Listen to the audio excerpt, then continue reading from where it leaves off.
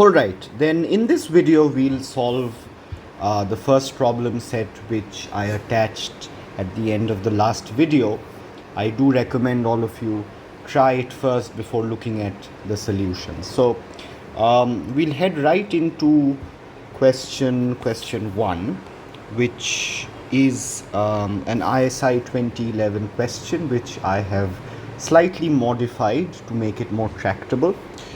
So you have an economy with a production function given by AFLK. You have perfect competition, and it's given that you have CRS technology, and it's given that the total wage earning of the economy is equal to the total capital earning at all points in time. We can express that as WL equals RK, right? So in question, in part A now, you have the question, labor force grew by 4%. So labor force grows by 4%, capital stock grows by 3%, and output has grown by 9%. You have to find out the growth of A. Now, in order to do that, you have to use the basic identity which we, it's not an identity, it's a result, which we derived, I think, in the second video, which is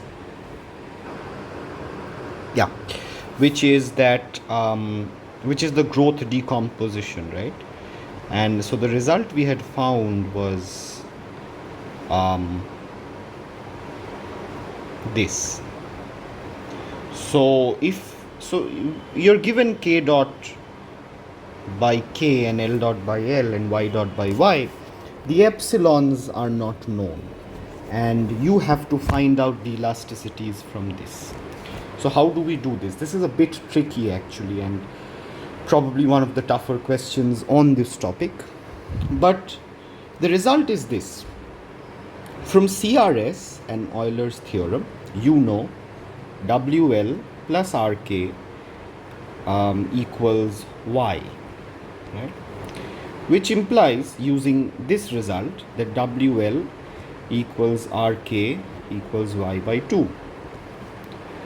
But you know W is equal to MPL, right, which is dy dl, and R equals dy dk.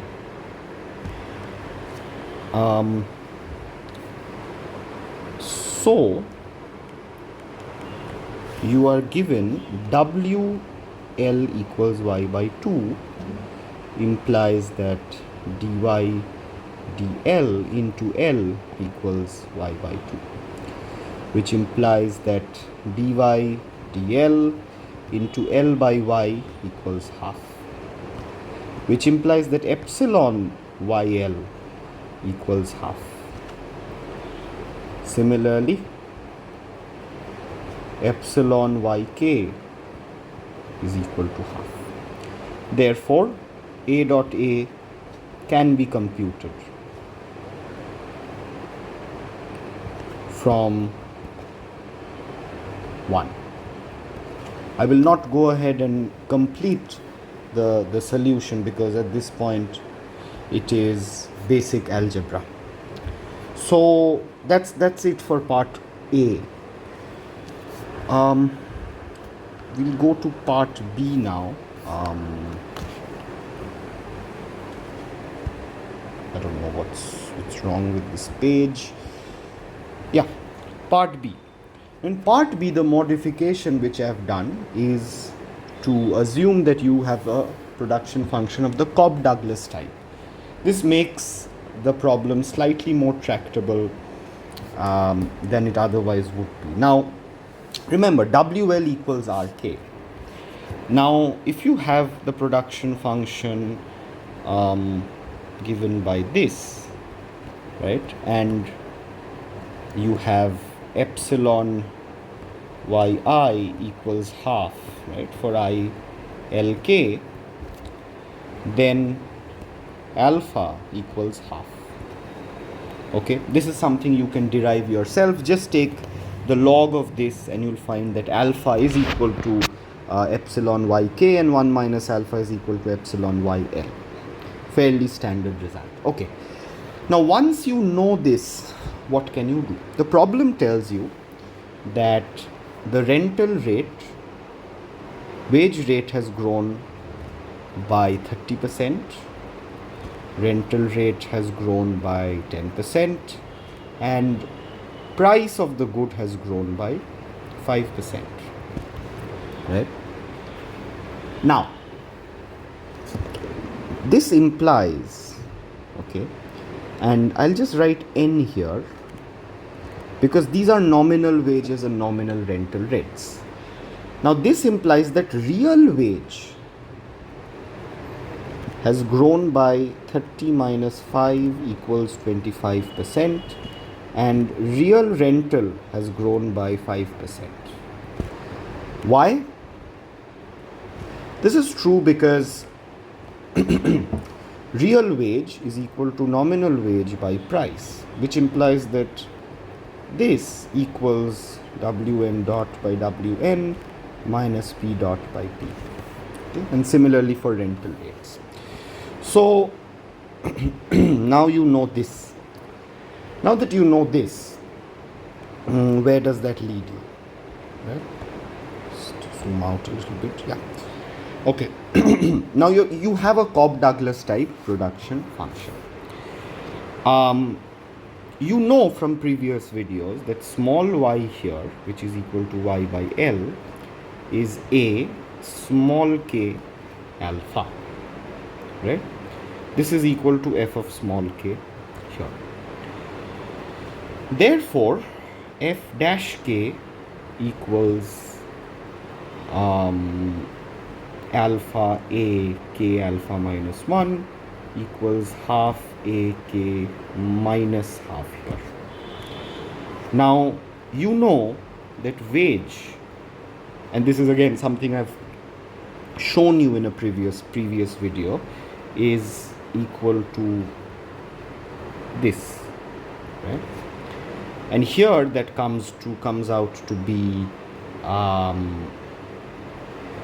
if I'm not mistaken, it comes out to be half a k to the power half, and r equals f dash small k comes out to be a k minus half, right? Which implies in turn that wage growth, this is all real wage and real rental by the way, is equal to a dot a plus half k dot by k, and r dot r equals a dot a minus half k dot k, right? So again, going into basic algebra territory at the moment, you have two equations and two unknowns. You have this equal to 0.25 and this equal to 0.05, right? So you can solve these two very easily to get a dot a equals 0.15, which is what you had to find in the first place. So that solves part B. All right. So moving on to part C now.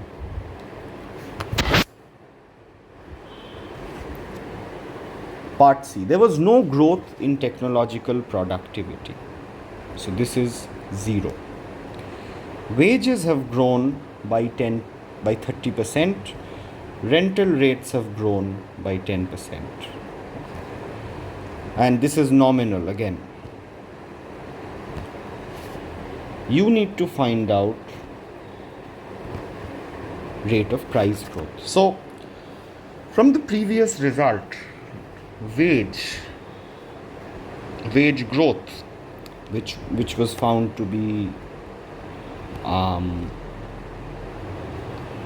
equal to this is equal to 0.30 minus P dot P. And so you have K dot K, since this is 0, you have this. And real rental rate growth, again, which is equal to, I think I've missed a half here, which is equal to this, is 0.10 minus P dot by P. So again you have minus half into K dot K equals 0.10 minus P dot P. So you have equation 1, equation 2. Equation 1 is equal to minus 1 into equation 2. So you get 0.3 minus P dot P equals P dot by P minus 0.10, which implies P dot P equals 0.10.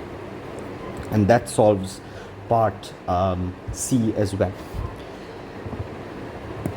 Okay, now we are going to solve question number 2 of the problem set.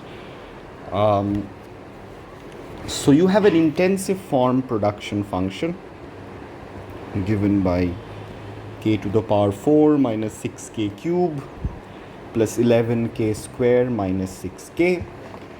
You need to tell us which assumptions on the extensive form production function have been violated by this. Alright, so what are the assumptions on the extensive form production function? This is something you can go back to the earlier video and check, right? One assumption is CRS, which is satisfied. Why is this satisfied? And this is in fact a trick question. Whenever you have the extensive form converted to an intensive form, it must satisfy CRS, because the existence of this sort of intensive form production function can only be there if there is CRS in the first place, right? Go back to how we derived the extensive form in the first place. It was based on the CRS identity and then applying lambda equals 1 by L. So CRS is satisfied because, I mean, if you multiply K and L by the same amount, then f of small k remains unchanged per this, right? So if f of small k remains unchanged and L has increased by that whatever number you've multiplied it by, it means the overall output has been multiplied by the same number that has been multiplied by L, right? So CRS is satisfied. The next property which you can derive from the intensive form, understand that all properties cannot be checked from the intensive form, but the two properties which you can check are f dash k positive and f double dash k negative, right? So let's check whether that is true.